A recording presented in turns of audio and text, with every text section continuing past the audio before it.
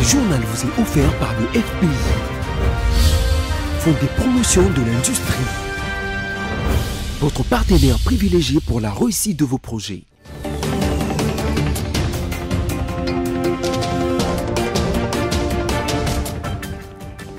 Bonsoir à tous et bienvenue dans ce journal consacré à la page rétrospective de la semaine, dont voici les sommaires. Vous l'avez suivi au cours de cette semaine, le gouvernement congolais demande des sanctions économiques et judiciaires contre les Rwandais et ses dirigeants à la suite du rapport des experts de l'ONU sur la RDC. Et à travers un communiqué, les forces armées de la République démocratique du Congo dénoncent la violation de la trêve humanitaire par les rebelles des M23 qui ont par ailleurs pris les contrôles des villages Nyangé et Mpati à l'est de la RDC. Et enfin, accusé de trahison et arrêté en mai 2023 avant d'être élu sénateur, Salomo Idi Kalonda ne fait plus l'objet des poursuites auprès de la cour militaire de Kinshasa-Gombe. Ce tribunal s'est déclaré incompétent pour juger cet opposant.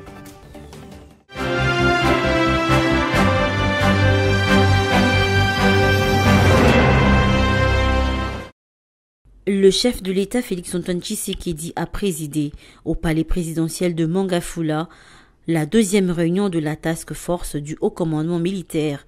Cette réunion succédait à celle du vendredi 5 juillet dernier. Outre le haut commandement militaire, cette rencontre a réuni le vice-premier ministre chargé de la Défense, le ministre des Finances, le directeur de cabinet du président, les responsables des services de sécurité et certains conseillers du chef de l'État pour évaluer la situation militaire et sécuritaire dans l'Est de la République démocratique du Congo.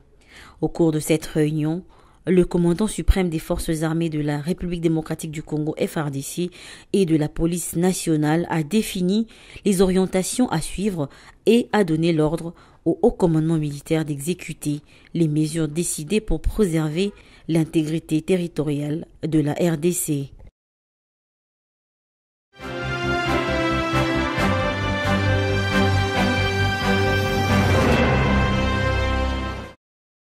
Le pays membre de l'Union africaine des technologies s'y sont retrouvés à Kinshasa pendant 3 jours pour faire le point sur les progrès significatifs accomplis dans les secteurs de télécommunications et de numérique. Enfin, d'établir une feuille de route ambitieuse pour relever les défis lancés par la première ministre Judith Suminwa Tuluka qui, dans son allocution, a fait savoir que cette session entre dans les cadres du 5e pilier du chef de l'État, Félix-Antoine Tshisekedi Tshilombo. J'émets le vœu que cette 25e session ordinaire du Conseil d'administration de l'UAT, qui se tient dans la capitale de la République démocratique du Congo, soit une réussite à tout point de vue. Elle devra mettre un point d'honneur à promouvoir la coopération régionale entre nos pays, ainsi qu'avec les différents regroupements sous-régionaux de ce secteur. Le ministre des Postes, Télécommunications et Numérique, Augustin Kibasa Maliba, a montré les progrès réalisés par la République démocratique du Congo dans le domaine de télécommunications. Le rapatriement du siège de l'Union africaine des télécommunications en République démocratique du Congo est notre priorité stratégique visant à renforcer notre position et notre leadership au sein du continent africain. Ces assises qui ont été ouvertes le lundi 8 juillet 2024 prendront fin le mercredi 10 juillet 2024.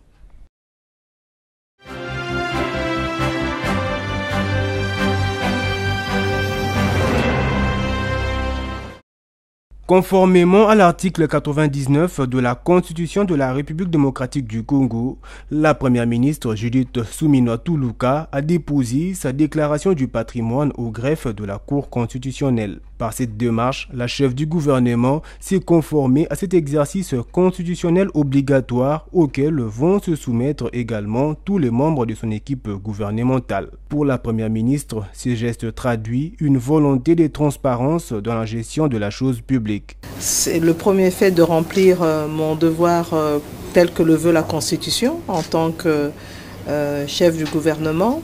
Mais ça permet aussi de démontrer cette volonté de transparence, qu'on puisse montrer que tout soit transparent en fait, que tout ce que je possède aujourd'hui au niveau de la Cour constitutionnelle, ils vont être au courant. Et demain, le jour où je partirai, en toute transparence aussi, je ferai l'exercice de venir déposer ce que j'aurais eu à acquérir au cas où pendant cette période-là. Par ailleurs, comme à son entrée en fonction en 2021, le Premier ministre honoraire Jean-Michel Sama Lukonde s'est également conformé le même mardi à ses prescrits de l'article 99 de la Constitution en allant déclarer son patrimoine devant la Cour constitutionnelle, la haute juridiction judiciaire de la République. Un acte républicain qui prouve à suffisance son sens élevé d'intégrité et de transparence après avoir occupé des fonctions importantes au pays. Il s'y est dénoté que la Constitution accorde un délai de 30 jours à dater de l'investiture du chef de l'État ou du gouvernement pour que les concernés s'acquittent à ses devoirs. Pour le gouvernement souminois, ces délais courent encore, étant donné que son investiture à l'Assemblée nationale a eu lieu le 12 juin dernier.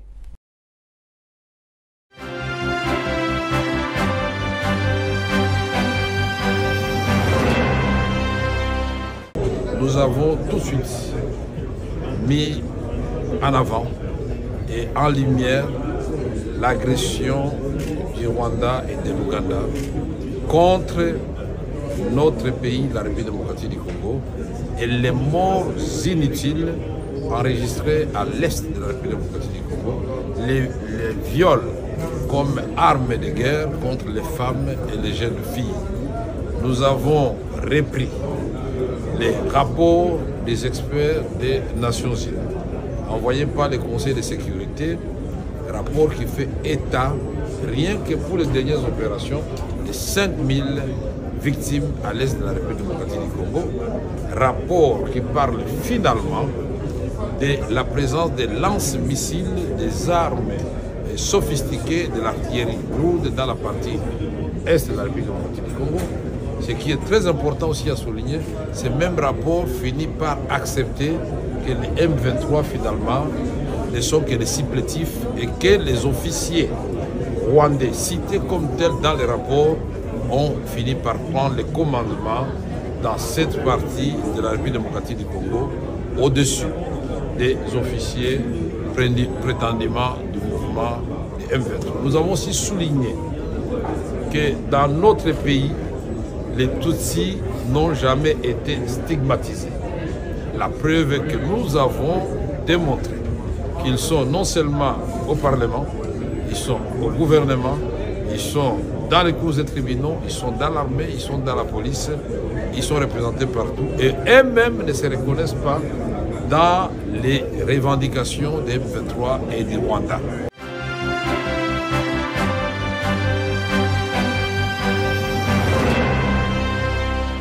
La communication un peu hâtive de mon homologue rwandais a créé l'impression qu'il s'agissait de toute autre chose. Non, c'était des discussions très larges sur la East African Community. Encore une fois, une retraite et pas un cadre ou une instance décisionnelle. Ce qui était vraiment malheureux, encore une fois, c'est le fait que cette communication de mon homologue rwandais ait créé l'impression que nous avions pris quelconque engagement. Nous sommes allés à Zanzibar, d'abord avec de bonnes intentions, des intentions fraternelles vis-à-vis des pays frères que nous allions rencontrer. Et nous sommes allés avec un message clair, une position claire qui a toujours été la nôtre.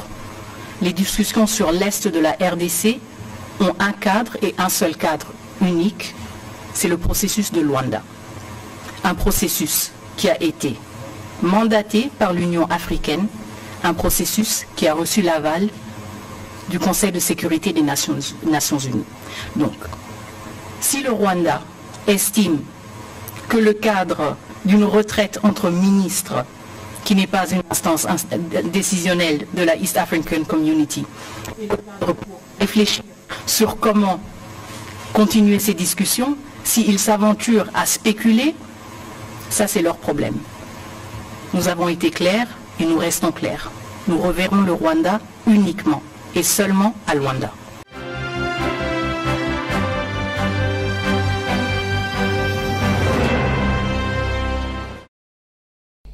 Communiqué de presse, les terroristes du Rwanda Defense Force ont lancé les attaques simultanées vers 4h52 du mercredi 10 juillet 2024 sur les positions de forces armées de la République démocratique du Congo et ses partenaires se trouvant au village Nyange-Mpanti, situé à 80 km en profondeur à l'ouest de Kishanga, regroupement de Bachali-Mukoto, et ce, en violation de la trêve humanitaire recommandée par les États-Unis d'Amérique.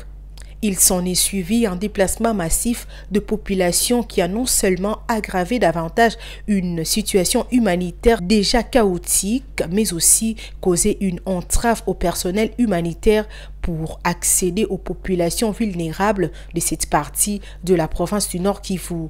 Pour ce faire, les forces armées de la République démocratique du Congo et ses partenaires dénoncent avec énergie le non-respect par le régime de Kigali de la dite trêve et son attitude belliqueuse légendaire à vouloir maintenir les populations déplacées dans des conditions atroces en les privant ainsi l'accès à l'aide humanitaire. Fait à Goma le 11 juillet 2024, Njike Kaiko Guillaume, lieutenant-colonel.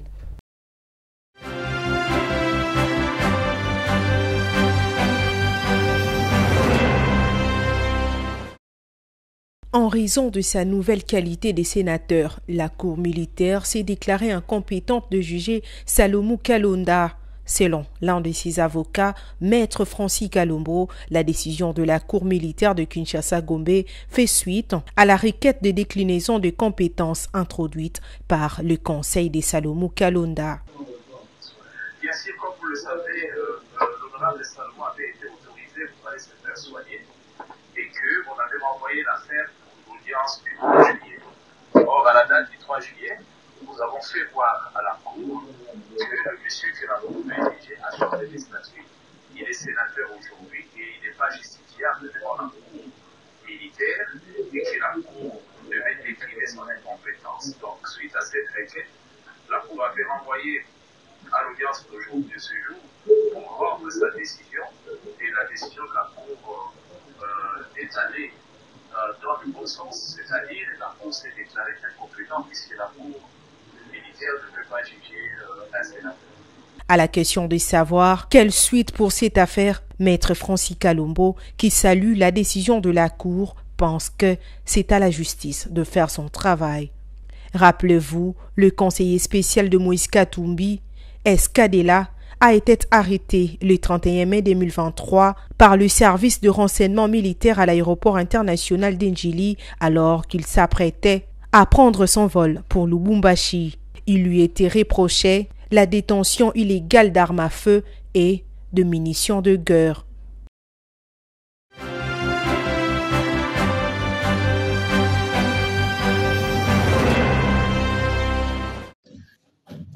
Il est question pour nous de lancer une opération de récupération de biens de l'État et d'assainir le secteur de l'urbanisme et d'habitat. Donc, le bien privé du domaine privé de l'État comprend notamment les immeubles, les maisons, qui sont aujourd'hui spoliés par ce qu'on appelle les spoliateurs. Alors, à la 3e réunion du Conseil des ministres, dans sa communication, Son Excellence Monsieur le Président de la République nous a donné un certain nombre d'instructions, notamment la mise en place d'un cadre de concertation pour justement inventorier, répertorier et récupérer le bien du domaine privé de l'État. Donc, je suis venu voir mon collègue justement pour concrétiser et matérialiser l'inscription du chef de l'État. À dater de ce jour, nous allons ensemble lancer l'opération de récupération du patrimoine privé de l'État. Donc les maisons, les immeubles, les emprises qui ont été spoliées, il faut que l'autorité de l'État soit instaurée et rétablie dans le secteur de l'urbanisme et de l'habitat.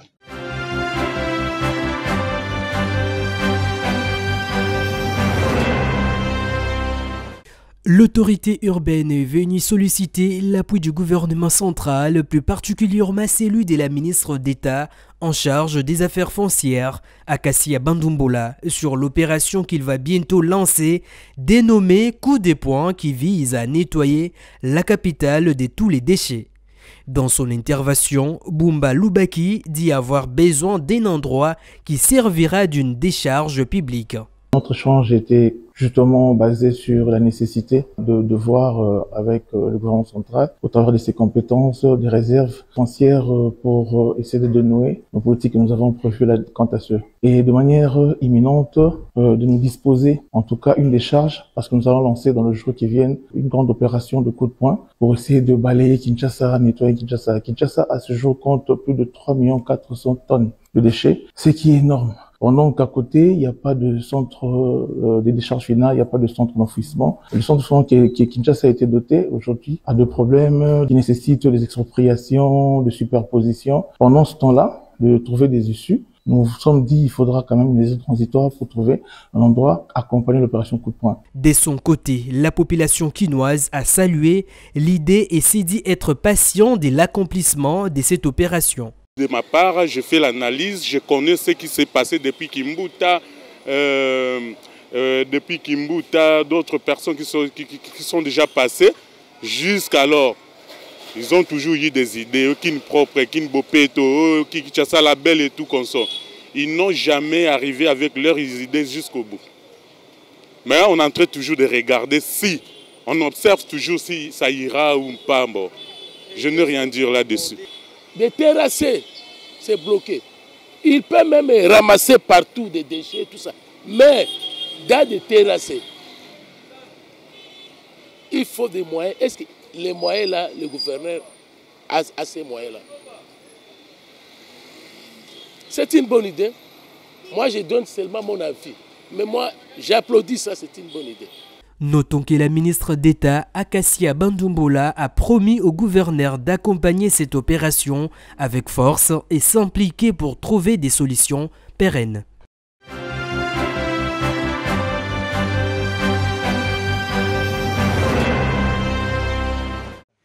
Devant le Conseil de sécurité lundi, la chef de la MONUSCO s'est alarmée de la dégradation sécuritaire dans l'est de la RDC. Bintou Keïta a pointé du doigt le risque réel que fait craindre l'expansion du M23 dans le pays. Les rebelles se sont récemment emparés de la ville de Kayabayonga dans le nord Kivu, incendiant plusieurs bases des FARDC. La situation sécuritaire dans l'est de la RDC a continué de se dégrader, atteignant des niveaux alarmants de violence et de déplacement de civils. Je suis profondément préoccupé par l'expansion rapide du mouvement du 23 mars, M23 dans le nord Kivu et son extension vers le sud Kivu, malgré les nombreuses opérations menées par les FARDC, régulièrement soutenues par la MONUSCO et la SAMIR DRC. La crise sécuritaire a son lot d'impact, notamment sur le plan humanitaire. La RDC aujourd'hui compte 7,3 millions de personnes déplacées, dont 6,9 millions dans les seules provinces de l'Est. Alors que la MONUSCO se prépare à quitter la RDC, les membres du Conseil de sécurité de l'ONU ont abordé la question de l'aide à apporter à la mission de la SADC. Ce n'est pas exactement ce que nous disons, mais nous voulons que toute chose soit conforme au plan de désengagement. Ainsi, nous prendrons le temps de consolider ce qui a été accompli dans le sud Kivu, avec l'assurance que le gouvernement va continuer à renforcer ses capacités, notamment en déployant les forces de sécurité. Une fois de plus, le gouvernement rwandais a été accusé de renforcer son soutien au M23 et de lui avoir permis de réaliser des gains territoriaux majeurs dans l'est de la RDC.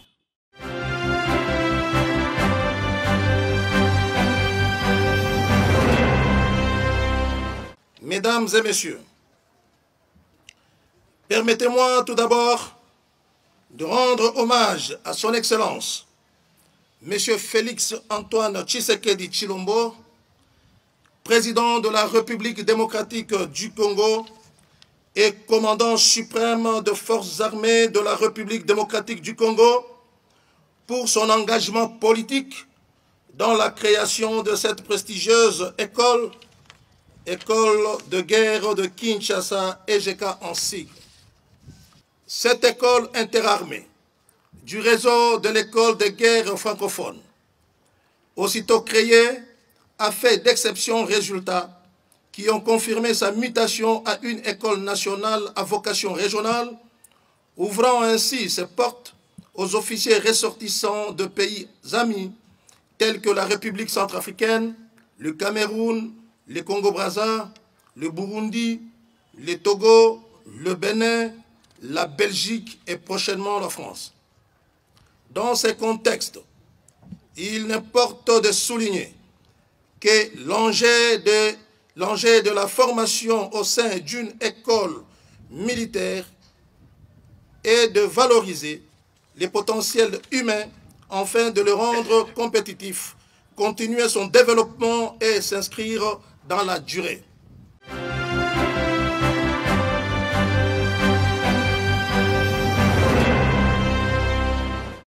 Communiqué de la presse à la suite du récent rapport du groupe d'experts des Nations Unies qui confirme la présence renforcée de l'armée rwandaise au Nord Kivu. Le gouvernement congolais a appelé la communauté internationale à prendre des mesures politiques, économiques et judiciaires sévères à l'encontre du Rwanda et de ses dirigeants. Ces rapports présentent de preuves accablantes et indiscutables de près de 4000 militaires, nombre largement supérieur à celui des rebelles du M23. Le gouvernement congolais note que les experts mettent aussi en évidence que le pillage des ressources minières et forestières occasionné par cette instabilité qui profite principalement au Rwanda. Cependant, les experts des Nations Unies disent avoir eu confirmation d'un soutien actif au M23 des membres des services des renseignements de l'Ouganda, malgré la collaboration des armées congolaises et ougandaises contre un autre groupe rebelle, les forces démocrates alliées à l'organisation djihadiste État islamique, tout au nord du Nord Kivu. Kinshasa a toujours pointé du doigt le Rwanda dont les soutiens au M23 ont déjà été révélés par plusieurs organisations internationales ainsi que les experts de l'ONU. Notons que la rébellion du M23 contrôle près d'une centaine de villages dans les territoires des Rutshuru, Nyiragongo, Masisi et depuis fin juin, elle a conquis quelques agglomérations du territoire de Lubero.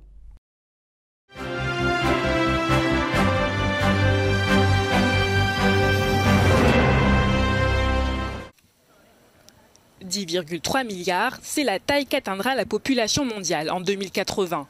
Selon un nouveau rapport des Nations Unies, le nombre d'habitants sur Terre devrait atteindre un pic en 2080, passant de 8,2 milliards en 2024 à environ 10,3 milliards de personnes.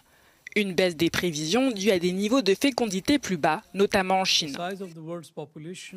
La taille de la population mondiale en 2100 devrait maintenant être inférieure de 6%, soit 700 millions de moins, à ce qui était prévu il y a 10 ans. Cela représente un changement majeur par rapport à il y a 10 ans, en ce qui concerne les importantes implications politiques en matière d'environnement. La population va doubler dans certains pays africains comme le Niger et la République démocratique du Congo. L'impact d'une population plus nombreuse, cette population continue de croître, donc l'impact des humains sur l'environnement continue d'augmenter simplement en fonction de notre nombre. Mais en même temps, une chose que nous essayons de souligner dans ce rapport est que les comportements humains comptent plus que le nombre d'humains en ce qui concerne l'impact sur l'environnement. Dans des pays comme la Chine et l'Allemagne, la population va baisser de 14% dans les 30 prochaines années.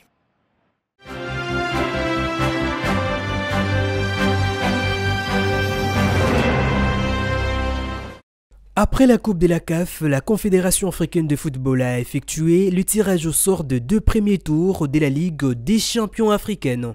En total de 59 clubs représentant 47 pays sont en lice pour cette édition 2024-2025. Les tout-puissants Mazembe, exemptés du premier tour de la Ligue des champions de la CAF, affrontera le vainqueur de la confrontation Niassa Big Bull. L'AS Maniema Union joue Gezi Platinum.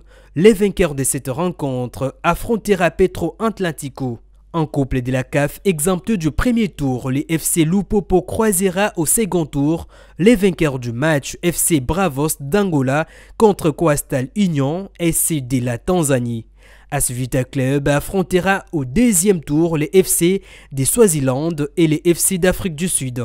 Les 16 équipes du second tour accéderont à la phase des groupes, mais bien avant, les tours préliminaires allés se jouera du 16 au 18 août, la manche et les retours du 23 au 25 août de cette année.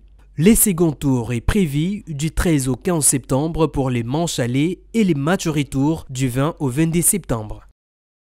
Ce journal consacré à la page rétrospective de la semaine touche à sa fin, mais avant tout, les rappels des principaux titres. Vous l'avez suivi, le gouvernement congolais a demandé des sanctions économiques et judiciaires contre les Rwandais et ses dirigeants à la suite du rapport des experts de l'ONU sur la République démocratique du Congo. Et puis à travers un communiqué, les forces armées de la République démocratique du Congo dénoncent la violation de la trêve humanitaire par les rebelles de M23 qui ont par ailleurs pris les contrôles des villages Nyangé et Mpati à l'est de la RDC.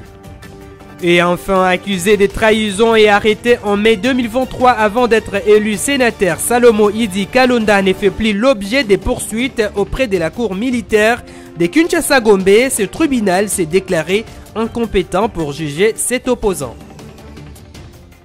Mesdames, Messieurs, ce journal consacré à la page rétrospective de la semaine est complètement terminé. Merci de votre fidélité. Quant à moi, on se retrouve la semaine prochaine. Mais entre-temps, les programmes est en continu sur BC Télévision. Au revoir.